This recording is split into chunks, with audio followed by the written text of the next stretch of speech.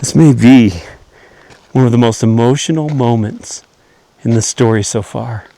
I mean, Joseph, he looks across the room and sees Benjamin, his little brother, the only other son of his mother Rachel.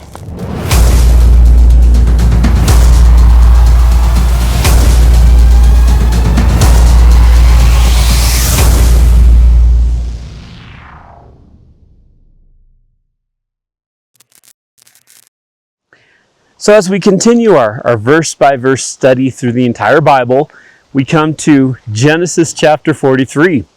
And to begin, let's just bring back our timeline of Joseph's life. And every week we've been watching Joseph make his way up this mountain. I mean, at 17, he was his father's favorite son.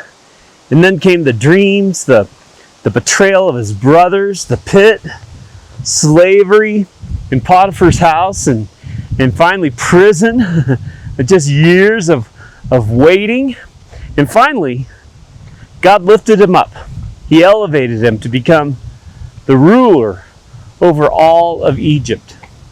But I want you to notice where we're at on this mountain. Look closely. I mean, Joseph, he's almost all his way up to the summit. And the summit is representing God's dreams for his life. But he's close. I mean, he's second only to Pharaoh. I mean, God's dream for him, it's almost complete. Yet, as we've mentioned, one final barrier still remains. It's his family. And we've pictured his family and that barrier as a mighty river that seems impossible to cross. Last week we watched God begin doing something that, humanly speaking, seemed hopeless. I mean, for over 20 years, Joseph's family had been divided by betrayal, deception, grief, and bitterness. Well, the brothers, they carried that secret deep in their heart, that secret of selling Joseph into slavery. Well, and Jacob, the father, he lived under the crushing weight of believing that his favorite son was dead. And everyone was just kind of stuck. Then, God sent a famine. What looked like a disaster and a crisis was actually God's tool. Because we discovered that God, He builds relational bridges, often through crisis. When people refuse to deal with old wounds voluntarily, God will sometimes allow circumstances that force them to confront what they've been avoiding for years, possibly decades. But we also have discovered that there's a dangerous enemy lurking just beneath the surface of every broken relationship. And that's bitterness. If you remember, like the Goliath tigerfish hidden beneath the muddy waters of the Congo River in Africa. You know, bitterness, it quietly feeds on old wounds, that it blinds us to what God is actually doing. Well, that's exactly what's happening to Jacob. Instead of seeing God's grace, at this point, he only sees loss. Instead of seeing God's providence, he only assumes the worst. He concludes, everything is against me. When in reality, God was orchestrating everything for his good. Well, and that's where we left off. We left the story, and the brothers, they've left Egypt and they've returned to their father's land in the land of Canaan. But one of their brothers, once again, is missing. This time it's Simeon. Simeon, he's still sitting in an Egyptian prison like a hostage until they return with their youngest brother, Benjamin, to prove to the prime minister of Egypt that they really are men of their word and that they're telling the truth. But Benjamin, he's still at home with Dad. Because Dad, Jacob, he refuses to let Benjamin go. Because the famine, it's growing worse. And the bridge towards reconciliation yet has begun to take shape. But nobody's crossed it yet. Because healing, it doesn't happen the moment people see each other again. Healing relationships that are broken, especially in family, it starts long before the reunion. It begins when God begins to change hearts.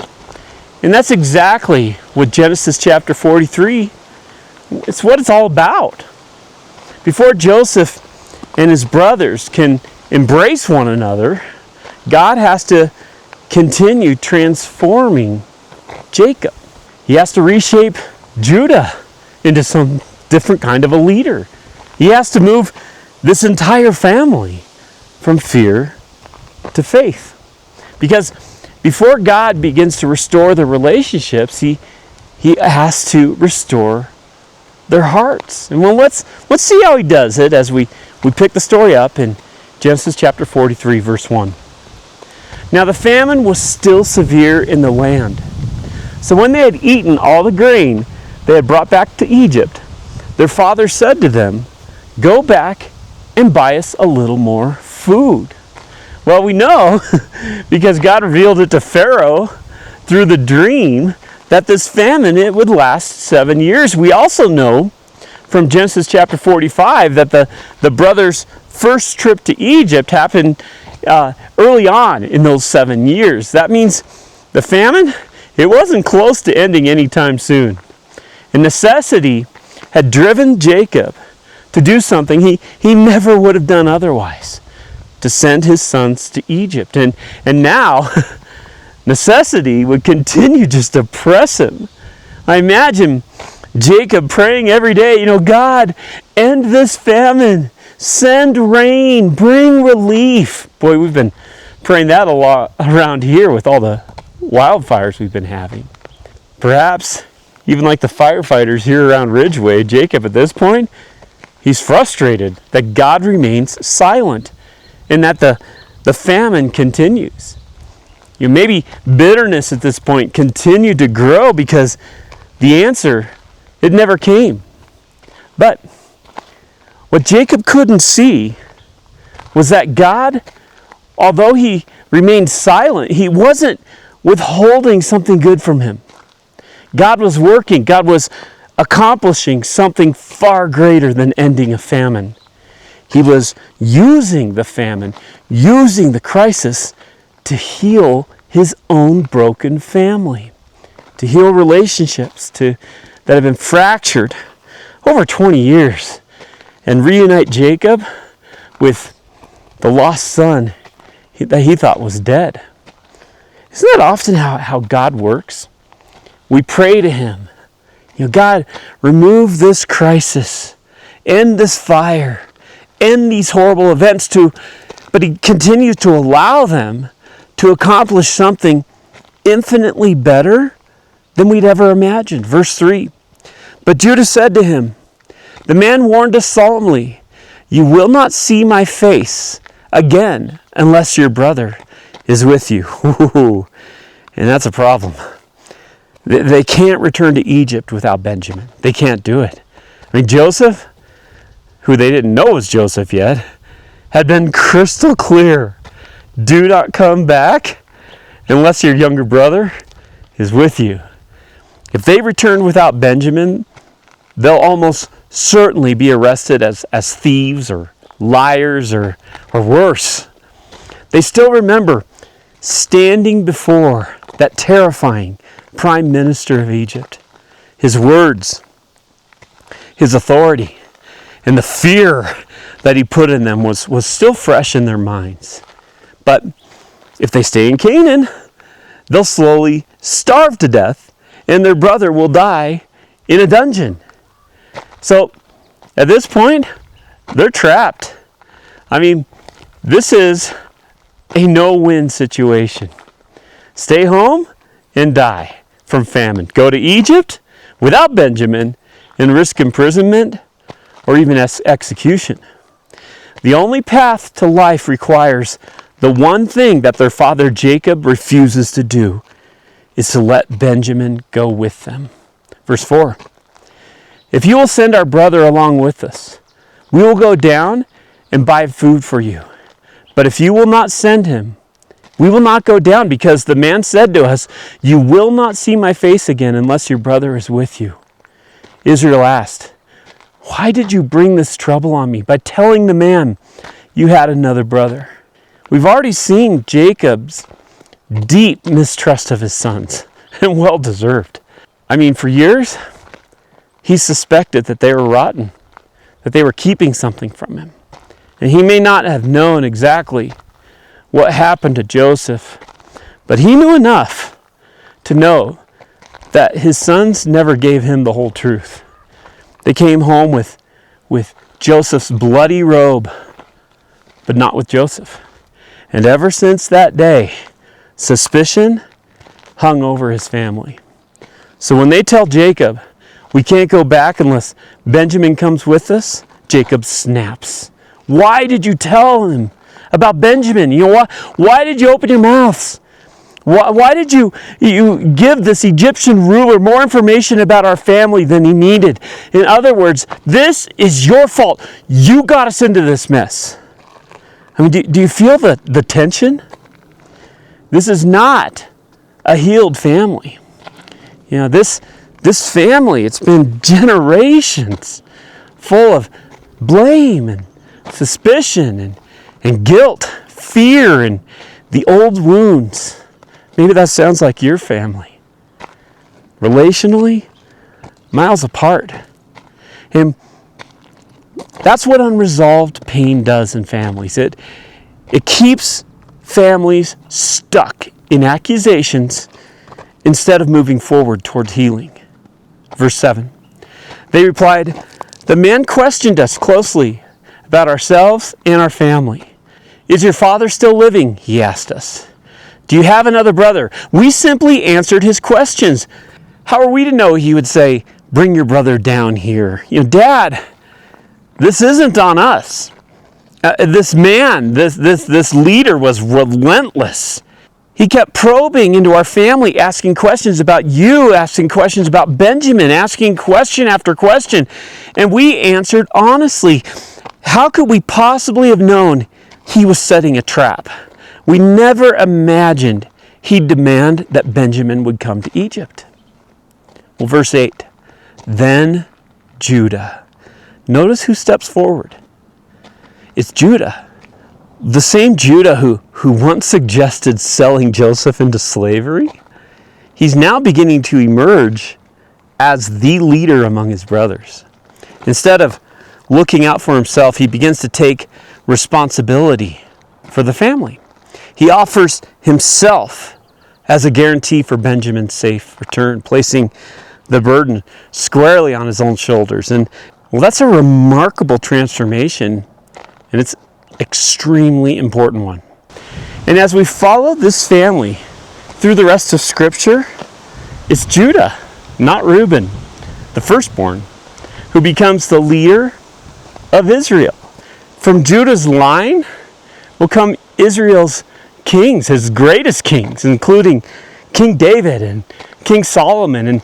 And centuries later, from that same tribe will come the King of Kings, Jesus Christ. Well, before God entrusted Judah's descendants with the kingdom, he first transformed their forefather, Judah, transformed his heart. And that's how God works.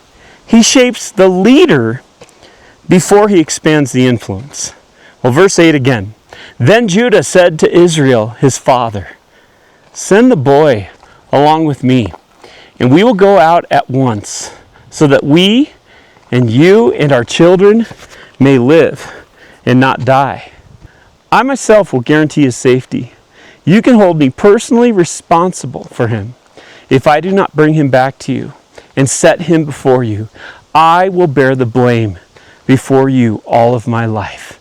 So Judah says, Dad, I'll be the guarantee. If I don't bring Benjamin home safely, you hold me personally responsible for the rest of my life. Again, a remarkable statement. I mean, after all, this family doesn't have a very good track record of everyone coming home together. I mean, 20 years earlier, 10 brothers had left with one, Joseph. But they only 10 returned. Now they've returned without Simeon. And now Judah is staking his own life and reputation for Benjamin's safe return. He's no longer asking someone else to bear the cost. He's offering to bear that cost himself. This is what real leadership looks like. It accepts responsibility. It willingly carries the burden for the sake of others. Verse 10, as it is, if we had not delayed, could have gone and returned twice. Then their father Israel said to them, if it must be. Oh, I'd underline those words in your Bible. If it must be. Because again, that's how God works. Sometimes He lovingly leads us to the place where every other option disappears. We run out of strategies. We run out of control. We run out of escape routes. And when every other door closes, we're finally ready to walk through the one that God has been opening all along. You know, sometimes God, He removes every option except obedience to His will. And that's where Jacob is. He's fought against it. He's resisted it. He's blamed everyone around him. But now he finally reaches the place where he says, if it must be. That's not the language of defeat. It's the beginning of surrender. If it must be, then do this.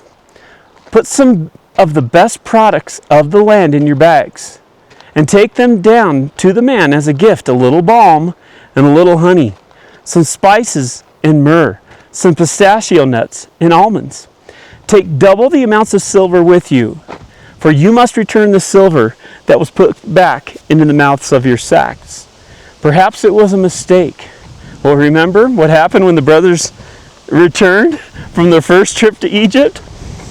They opened their sacks and discovered that every bit of money they had used to buy grain had been returned to them.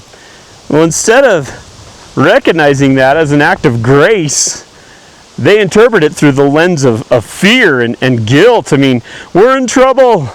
They accused us of being thieves, and now look at the evidence. Well, Jacob saw the same thing. So now, before sending them back, he tells them to take twice as much money, both the money that they had been returned to them and enough to buy more grain again. And in Jacob's mind, perhaps they could buy their way out of the accusation. Well, that detail, it also reveals just how devastating this famine had become. I mean, the family still had money. Money wasn't the problem. Food was. You can't eat silver. Wealth is meaningless when there's nothing left to eat. The issue wasn't a lack of money. It was the lack of grain. The famine had become so severe that the world's greatest need could no longer be solved with earthly resources.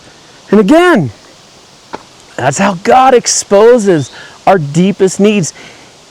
He allows us to discover that the things that we've always depended upon, like money, possessions, influence, or even our own abilities, they can only get us so far.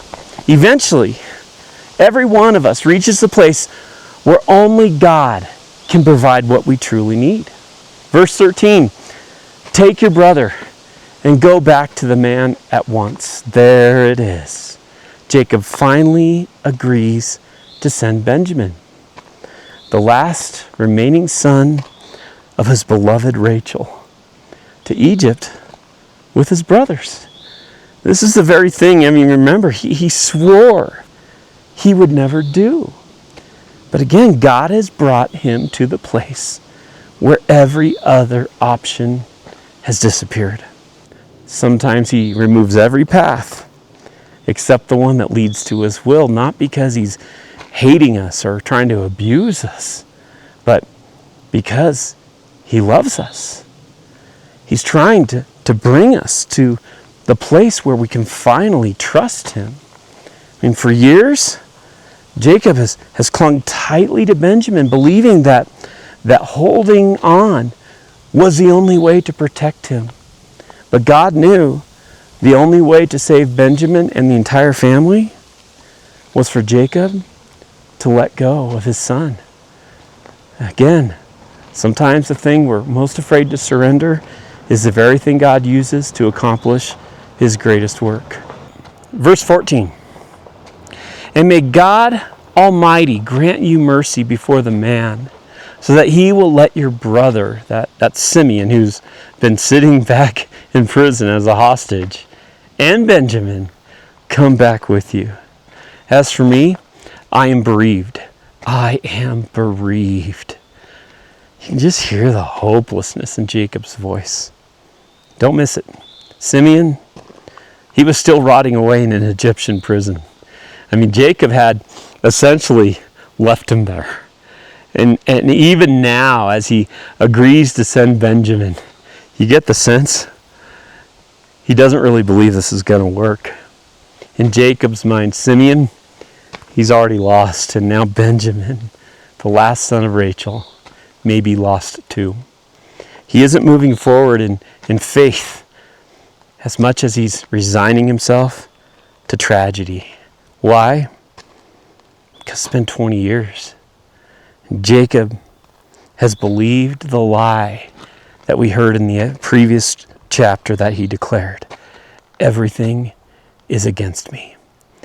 And doesn't that just capture so many of us? There are reasons why life feels exactly like that. Like every door is closed to us. Every relationship is strained. Every prayer feels unanswered. Every circumstance seems stacked against us. But Jacob was wrong. Everything was not against him. God was working. God was working for him in ways he just couldn't see yet. Verse 15. So the men took the gifts and double the amount of silver, and Benjamin also.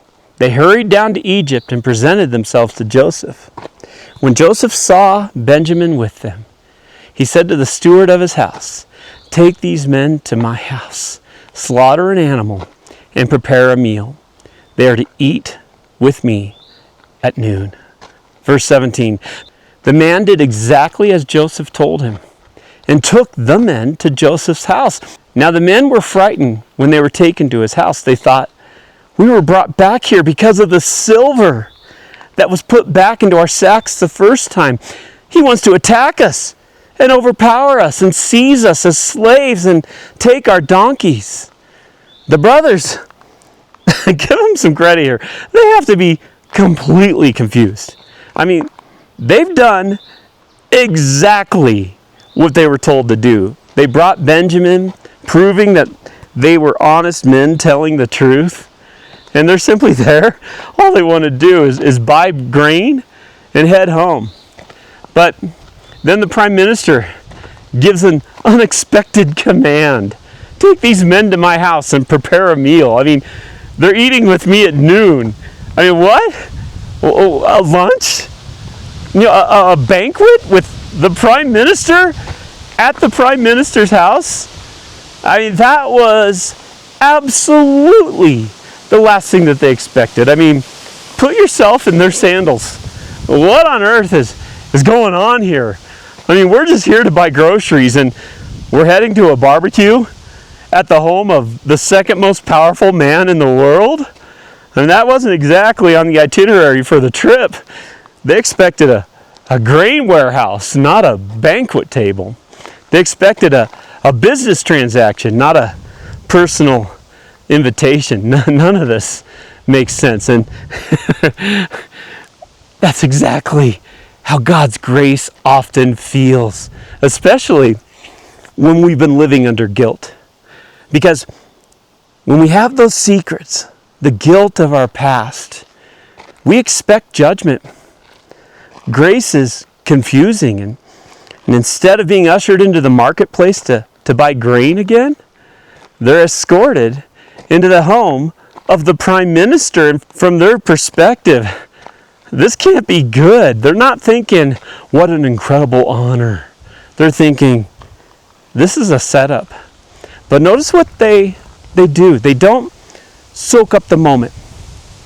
They get defensive. They try to explain the silver being put into their sacks to make sure the steward knows that they're innocent of any wrongdoing. Verse 19, so they went up to Joseph's steward and spoke to him at the entrance to the house.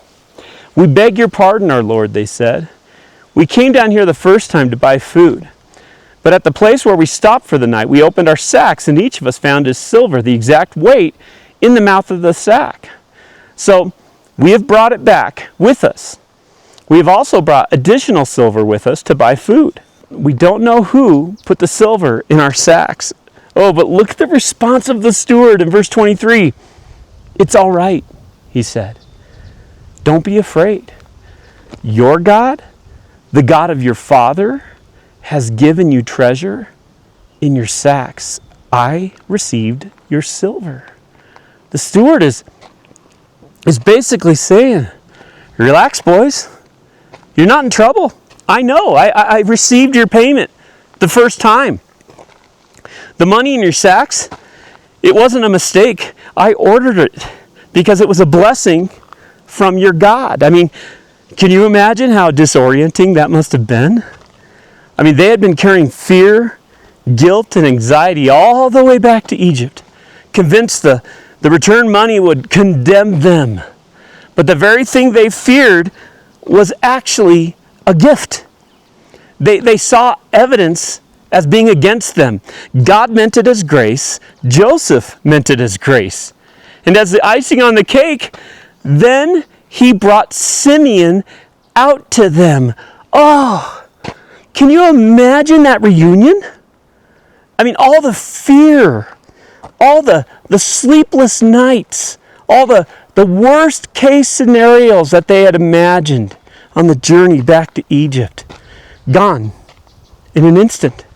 Simeon walks out alive, free.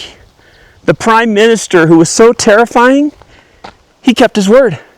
Suddenly, the story full of worst case scenarios against them, it begins to crack. You know, maybe just a little bit. Maybe this ruler isn't against us after all. Isn't it amazing how quickly our fears often unravel when we finally discover reality and discover the truth? So often we've imprisoned ourselves with scenarios, worst case scenarios that never come to pass. Verse 24, the steward took the men into Joseph's house, gave them water to wash their feet, and provided fodder for their donkeys. 25, they prepared their gifts for Joseph's arrival at noon, because they had heard that they were to eat there. Remember that Jacob had sent his sons with gifts for the prime minister. Why? Well, because he was hoping to win his favor. These weren't just thoughtful presents. They were a gesture of peace, a way of saying, we're not your enemies. We're honest men. We're just here to do business with you. Well, from Jacob's perspective, perhaps if they came bearing gifts, then maybe that leader of Egypt would look kindly on them and overlook any suspicion. But here's the irony. They were trying to earn the favor of a man who had already determined to show them kindness. Isn't that just like us? We often think we have to earn the grace that God has already decided to give us. Well, verse 26, when Joseph came home, they presented to him the gifts they had brought into the house, and they bowed down before him again to the ground. Again, Joseph's dreams from so many years earlier coming to fulfillment once again, his brothers bowing to him. Verse 27, he asked them how they were. And then he said, "How is your aged father you told me about? Is he still living?" They replied, "Your servant, our father, is still alive and well." And they bowed down, prostrating themselves before him. As he looked about and saw his brother Benjamin, his own mother's son, he asked, "Is this your youngest brother, the one you told me about?" And he said, "God be gracious to you, my son." Deeply moved at the sight of his brother, Joseph hurried out and looked for a place to weep. This may be one of the most emotional moments in the story so far. I mean, Joseph, he looks across the room and sees Benjamin, his little brother, the only other son of his mother Rachel. The last time Joseph saw him, Benjamin was just a little boy. And now, more than 20 years have passed, and as Joseph looks at him, the floodgates open. His eyes, they well up with tears. His heart is overwhelmed. He has to leave the room. If he doesn't, he's going to lose control and reveal his identity before the time is right. So he slips away to a private room and weeps. Don't miss this. Joseph isn't cold here. He's being strategic. He's being calculating. But he isn't being strategic to seek revenge. He's a broken man, overwhelmed with love for the family he hasn't seen in over 2 decades. But the work God is doing in this family, it's not finished yet. The reunion is coming, just not yet. He went into his private room and wept there.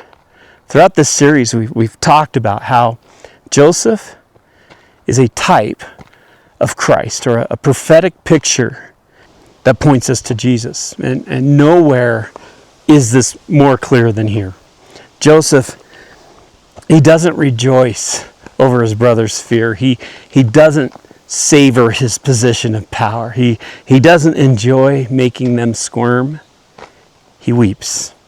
Doesn't that remind you of Jesus? The Gospels, they record Jesus weeping only a couple of times.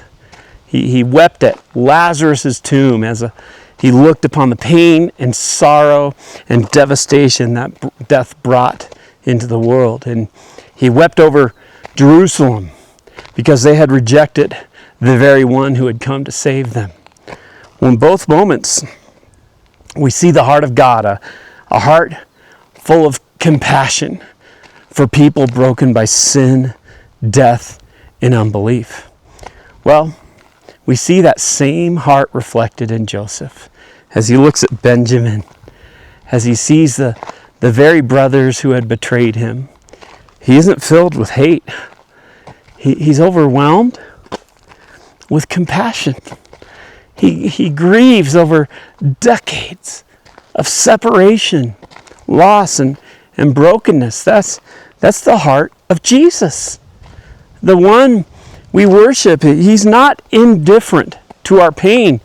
He's moved by it. He doesn't delight in broken families. He delights in restoring broken families. Verse 31, after he had washed his face, he came out and, controlling himself, said, "Serve the food."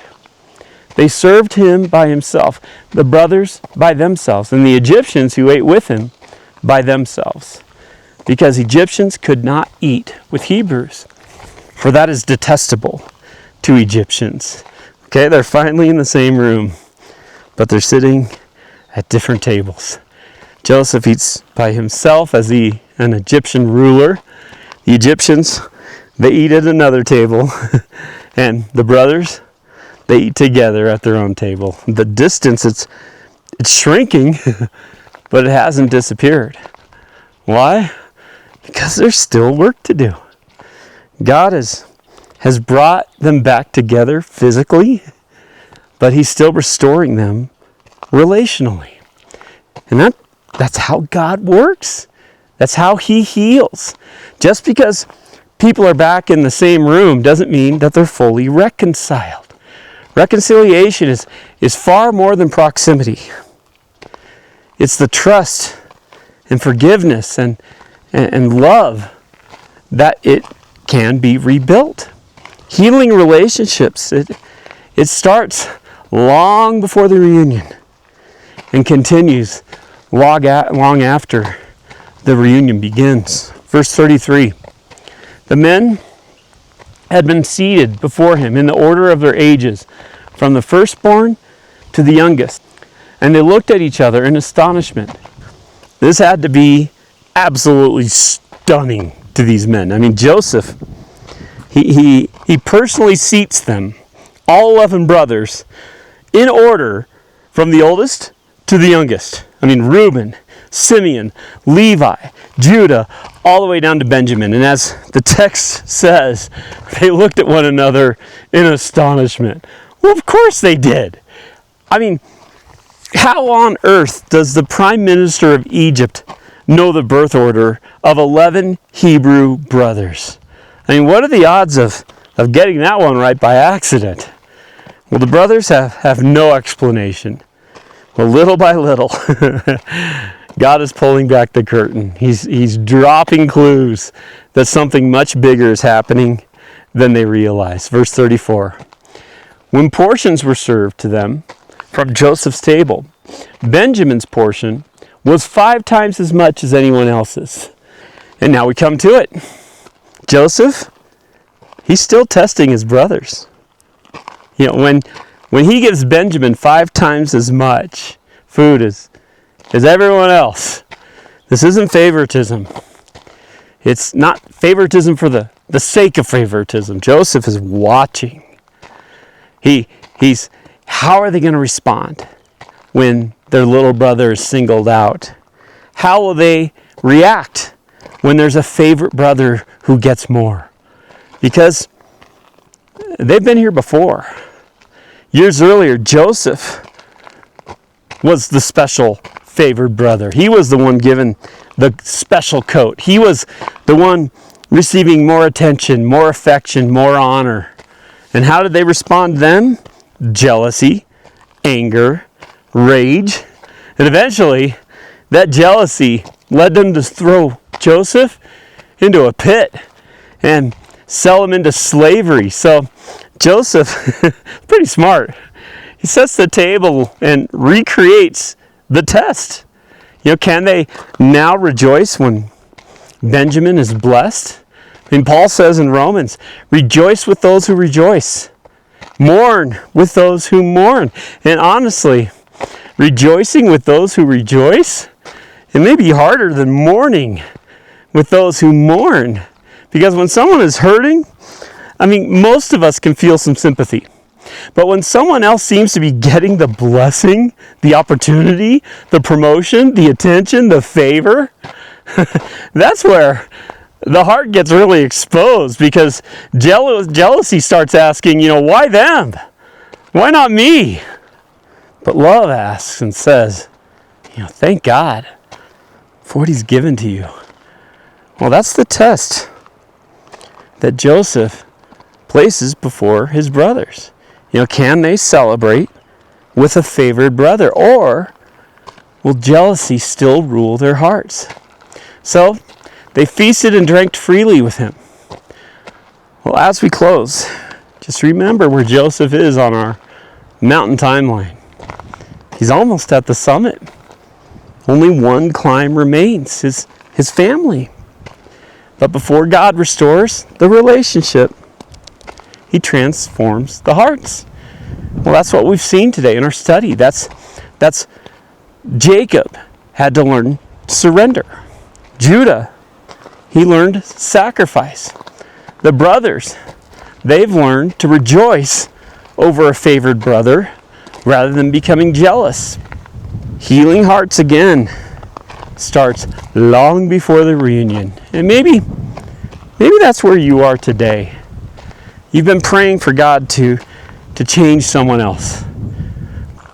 Perhaps you've been praying for God to change someone else's heart. Well, maybe he's beginning with you. Because reconciliation It isn't built on changed circumstances. Rather, it's built on changed hearts. So don't waste your crisis that you're going through.